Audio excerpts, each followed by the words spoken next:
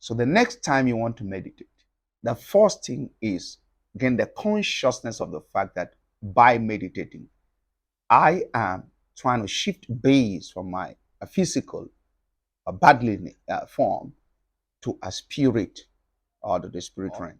Meditation brings you to a place where, while you are still on earth, you regain the God nature that was given to Adam in the Garden of Eden. You now begin to operate from the original nature of man. The difference again is that the first man was capable of failing or falling to the tricks of the devil. The man that you become by meditation today is the man that cannot fall, prey in the hand of the devil, because we have the anointing, and the anointing teaches us all things. Any kind of noise or attention seeking stuff that doesn't align with what pattern the meditation is taking is capable of aborting the process, or let me say the outcome of the meditation. Because every meditation is going to, in the end, become a pregnancy. And if it's a pregnancy, it's supposed to be carried for 9 months and then be delivered. So once a thought begins, like a zygote in a woman's womb, there is that kind of gestation period of a thought that must be allowed during meditation, so that the thought grows through the 3 trimesters of meditation, figuratively speaking, and then it is now due for harvest or for parturition, delivery. It is at this point that you can bank on the idea coughed out of or crystallized or synthesized in the process of meditation and run with it.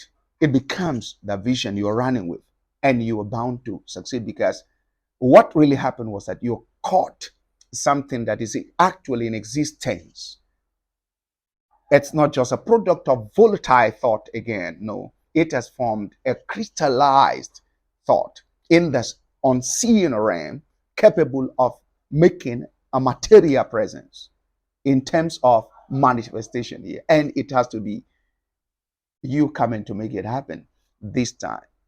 So David, in all of his glory, bank on meditation.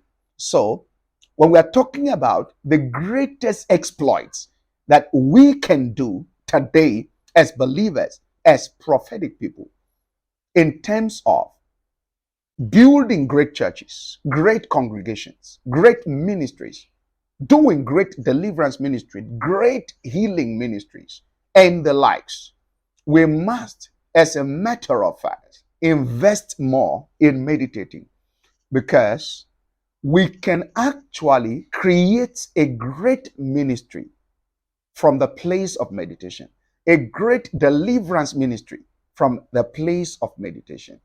When you're good with meditation, your prayer becomes directional, more intentional, and more powerful, so that the kingdom of darkness knows that this one is a no-go area.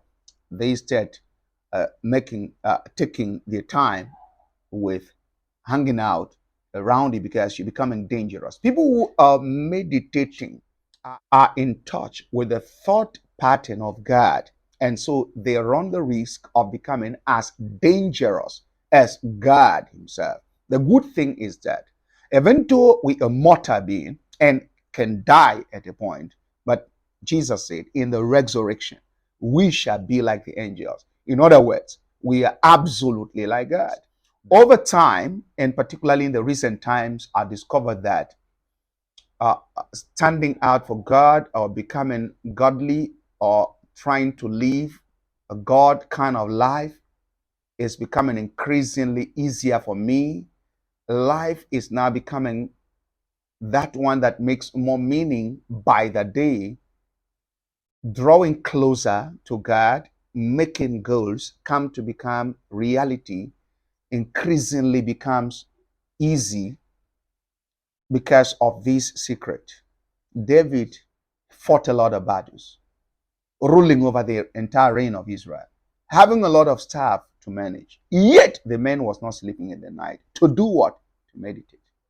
Daytime, he said, 7 times a day I will praise your name. He says, here again in verse 148, in the night meditation. Because this was a secret. What you see great people do as around time is their secret place.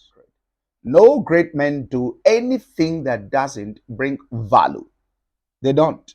Anything they do and they've got no value from it and there's no promise of value from that thing, they ain't gonna do it again. But when you see them saying, I do this thing repeatedly, it shows that's their source of strength. So meditation was David's source of strength. I trust you want to be as strong as David. Imagine the man who will just pick up his musical equipment and begin to play, and demon will begin to run away from Saul. That man tells you, my secret is meditation.